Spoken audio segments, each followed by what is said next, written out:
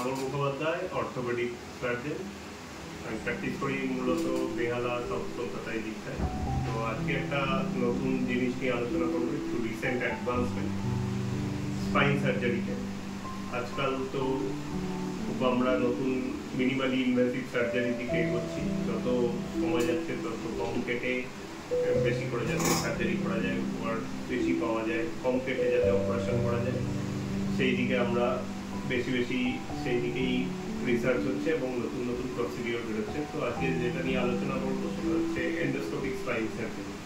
যেরকম হাঁটুতে এন্ডোস্কোপির সাহায্যে আজকাল লিগামেন্ট প্রতিস্থাপন করা হচ্ছে, যেরকম ল্যাপ্রোস্কোপির সাহায্যে পেটের অপারেশন করা হয়, সেরকম এন্ডোস্কোপ ইউজ করে স্পাইন সার্জারিও করা যায়। মোস্টলি আমরা যেগুলো স্লিপ ডিস্কের কেস, যেমন কোমর থেকে পায়ের দিকে ব্যথা, নিউরোপ্যাথিক পেন, খুবই কমন আজকাল। 10 জন পেশেন্ট আমাদের কাছে এলে অন্তত 3-4 জনেরই এই কোমর থেকে পায়ের দিকে ব্যথা নিয়ে আসে। অনেকের পায়ে ঝিঝি ধরে যায়, পায়ের উইকনেস হয়। এই সমস্ত কেসে আজকাল আমরা এমআরআই করে তারপরে এন্ডোস্কোপিক স্পাইন সার্জারির মাধ্যমে খুব সাফল্য পাচ্ছি। ব্যাপারটাকে আমি যদি মুখে বলি তাহলে খুব ভালোভাবে বোঝানো সম্ভব নয়, সেই জন্য এর সাথে একটা ভিডিও আমি অ্যাটাচ করেছি। এটি একটি আমারই করা অপারেশন কেস।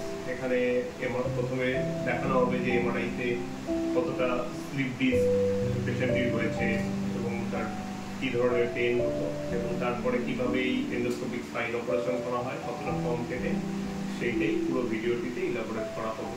তো দেখতে থাকুন।